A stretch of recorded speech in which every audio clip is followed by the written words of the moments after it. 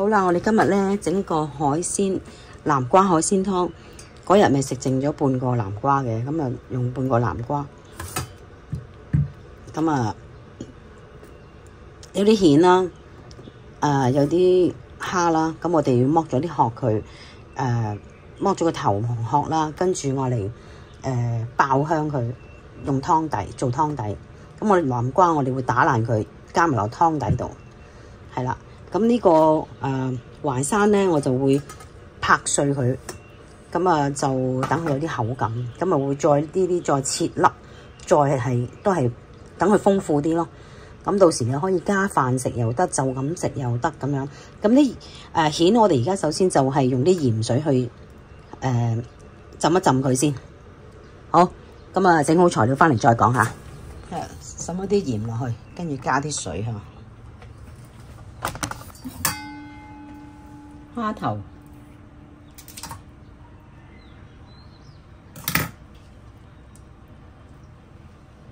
唔使搣到佢完整嘅，個蝦腸喺呢度。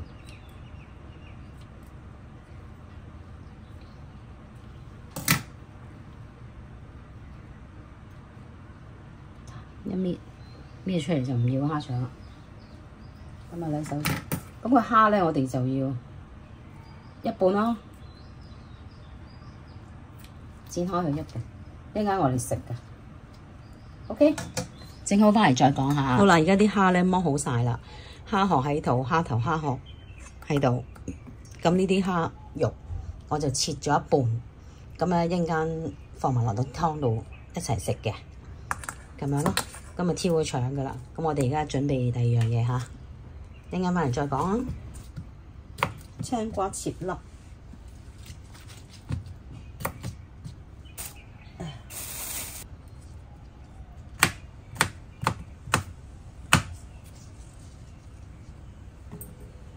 一陣間食嗰陣時咧，有啲爽脆嘅蔬菜喺度，就好食啲咯。即係擺埋落啲湯度，落乜都得㗎。青瓜啊，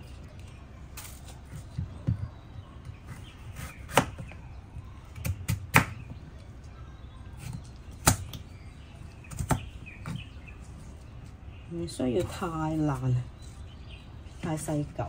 唔需要普通 size 得噶啦，因為咧一陣間都係 ban 佢噶嘛，同埋南瓜好快腍嘅。好，整好翻嚟再講下。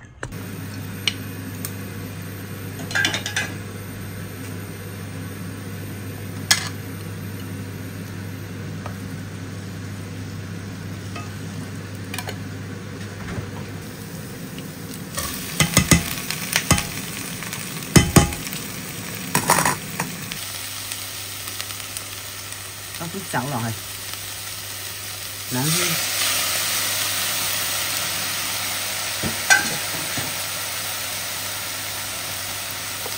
哇，好香，相當之香。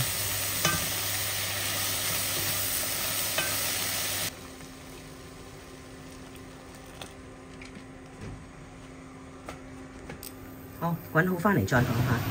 啲淮山拍下佢。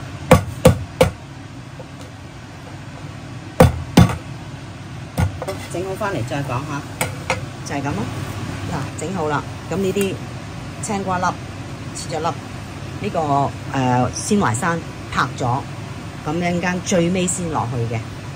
咁有啲嘢食下啦，佢又有益啦，咁佢嗰個結度咧都係喺呢度嚟咯。OK， 就用一陣間再整。好啦，呢度已經煮好啦，煮咗15分鐘以上，咁我哋就將佢嚟呢邊。格渣，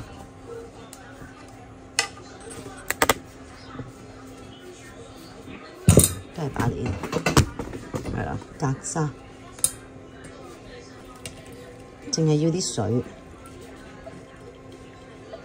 咁我會將佢咧打落去個攪拌機度咧 blend 咗佢啲蝦殼，咁就會更加好味。到時再。冇錯，又係佢，我經常都用佢嘅，係因為我覺得佢好好用。好啦，咁我哋就將佢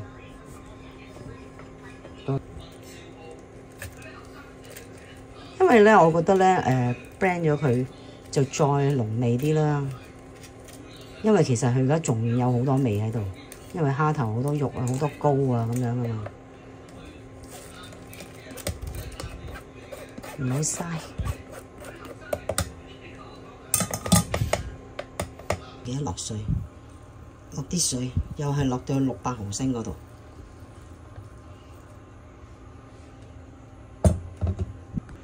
都係豆漿個煲。好，咁啊由佢煮，煮下返嚟再講啦。嗱，嗰個蝦咧就打到咁樣啦，等佢打埋先。好啦，佢已經 blend 好啦，咁我哋又要隔渣。好，翻過嚟呢度。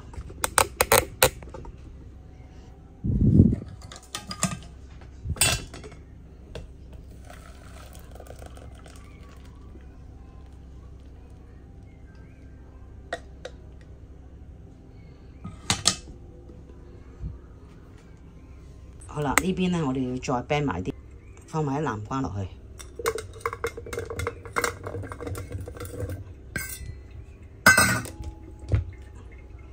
加水啊，好加水啊，都係加到600。有人咧就喺呢個時候加雞湯，不過我就覺得唔需要啦，因為嗰個龍蝦即係嗰個蝦咧都已經應該夠味㗎啦，我哋落唔夠味落少少鹽咧就 OK 㗎啦。咁我哋而家又開始 blend 佢啦，我都係用豆漿嗰個煲去煮佢。好，煮好返嚟再講下。呢邊我哋就隔咗啲渣。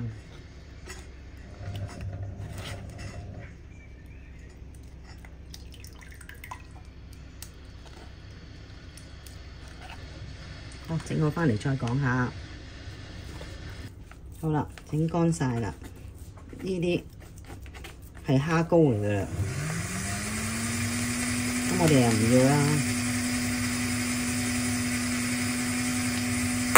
好啦，煮起啦，個南瓜湯都煮好啦。咁我哋咧就將佢倒埋落去。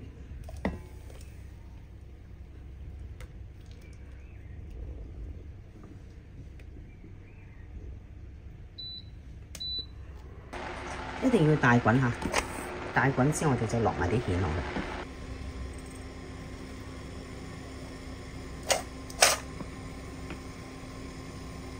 大滾就放落去啦。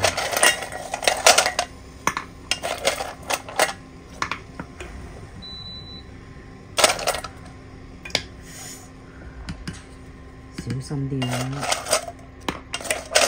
又嗱，佢頭先好大滾嘛，落咗啲蜆落去咧，佢弱咗啲火，我哋又要等佢大滾，大滾我哋就放埋啲淮山落去啦。咁啊最尾先落埋啲蝦落去，即係差唔多就嚟食嘅時候，先放埋啲蝦。啲蝦咧我就嚟攞啲麻油同埋胡椒粉醃咗佢。好啦，我哋而家放埋啲鮮淮山落去。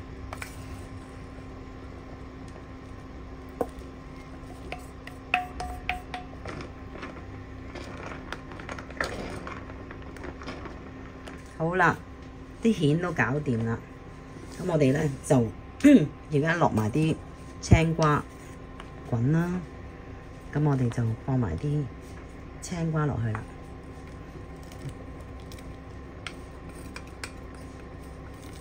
落咩嘢都得㗎，隨你喜歡，只不過有啲嘢嚼下。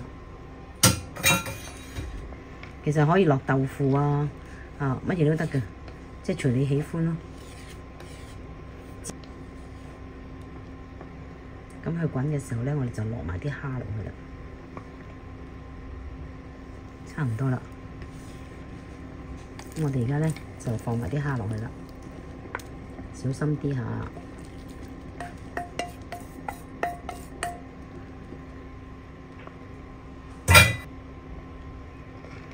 啲蝦一熟咧，我哋就食得噶啦，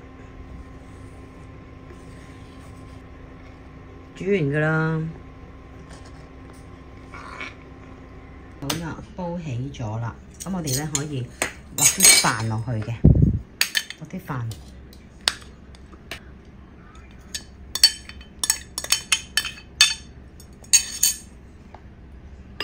咁我哋又可以加啲即係湯飯啊，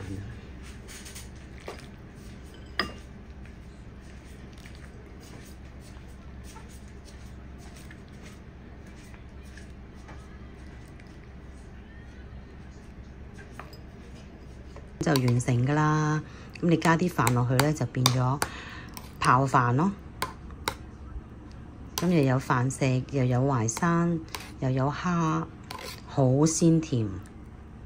呢個湯南瓜海鮮湯，黃金南瓜海鮮湯，好好味，大家可以試下，包你話好味。好啦，就係咁啦，我開餐啦，大家整嚟試下啦，拜拜。真係好好食，又鮮甜，個湯又甜，啲料又足，好好食。